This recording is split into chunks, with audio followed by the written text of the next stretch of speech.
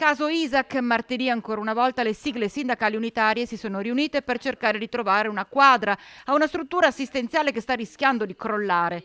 Sul piatto la chiusura di Villa Serena, la riduzione dei posti letto, lo spostamento degli ospiti in una nuova costruenda ala, la possibile privatizzazione dello storico ente pubblico, per non parlare dei lavoratori. Proprio loro andrebbero a rimetterci e molto assieme agli anziani che alloggiano nelle due case di riposo comunali.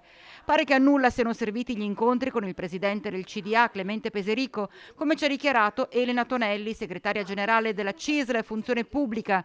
Ai quesiti posti dall'esponente sindacale, sentite un po'.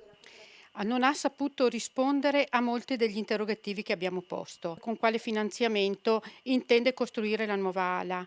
Cosa pensa di rispondere alle oltre 1.800 cittadini che hanno sottoscritto la nostra raccolta firme, che vogliono che resti pubblica la casa di riposo, ma anche un cambio di gestione. Perché un nucleo Alzheimer non ha avuto nuovi ingressi all'interno della struttura, ma sono stati solo ricollocati ospiti che già erano presenti.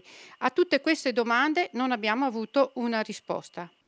Ma non è tutto, perché alla domanda posta da Tonelli a Peserico relativa proprio alla raccolta di 1800 firme dei cittadini per chiedere che la struttura non venga privatizzata, ecco quale sarebbe stata la reazione di Peserico. Ha dato molto fastidio e mi aveva invitato, che se dovevo continuare a porre questo tipo di domanda, potevo anche lasciare la riunione. Una riunione dove sono stata invitata a partecipare. Una cosa è certa, Peserico non riuscirà a mettere a tacere le rappresentanti sindacali.